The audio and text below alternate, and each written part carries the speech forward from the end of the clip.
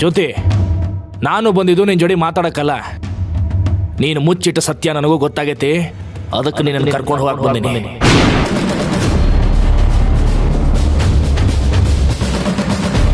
ಯಾವ ಸತ್ಯ? ಶ್ರೀರಾಮನ ಕೊಂದ ಸತ್ಯ.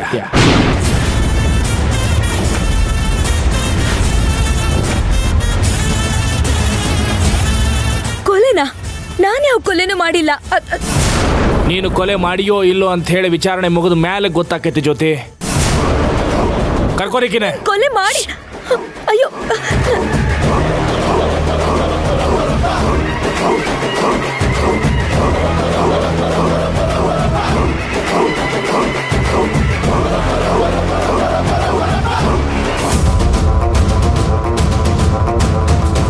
ಸರ್ ಬನ್ನಿ ಕೂತ್ಕೊಳ್ಳಿ. ನಾನು ಕುಂತ್ಕೊಳ್ಳಾಕ ಬಂದಿಲ್ಲ. ಶ್ರೀರಾಮನ ಕೇಸ್ನಾಗ ಅವ್ರ ತಾಯಿಯವ್ರನ್ನ ಮಿಸ್ಲೀಡ್ ಮಾಡಿ ಅವ ಕಾಣಿಸ್ದೇ ಇರೋದಕ್ಕೆ ನೀವ ಕಾರಣ ಅಂತ ಹೇಳಿ ನಿಮ್ಮನ್ನ ಅರೆಸ್ಟ್ ಮಾಡಕ್ ಬಂದಿನಿ.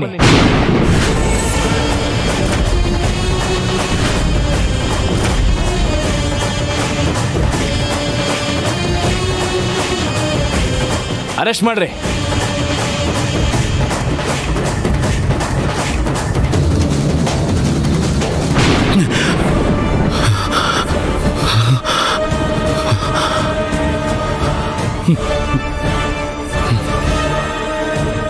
ಇಲ್ಲ, ಹೀಗಾಗಬಾರ್ದು.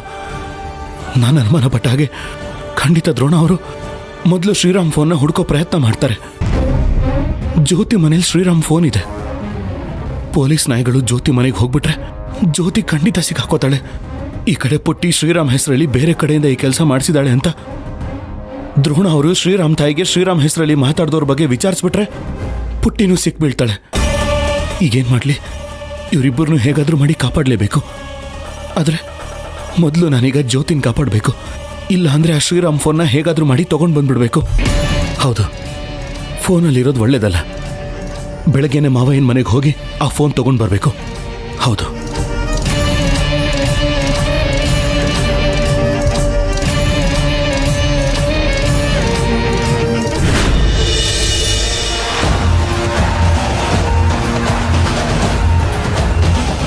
ರಾಜೇಶ್ ಸರ್,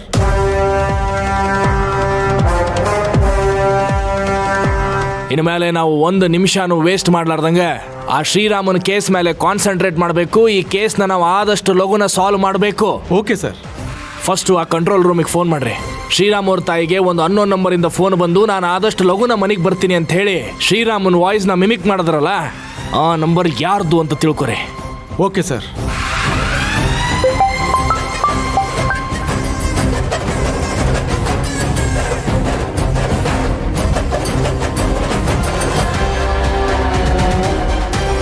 ಕಮಿಷನರ್ ಸಾಹೇಬ್ರಿಗೆ ಫೋನ್ ಮಾಡಿ ನಾನು ಅವರಿಗೆ ಸಹಾಯ ಕೇಳಬೇಕು. ಅವಾಗಷ್ಟು ನಾನು ಕೇಸ್ನ ಆದಷ್ಟು ಲಘುನ ಮುಗಿಸೋಕೆ ಸಾಧ್ಯ.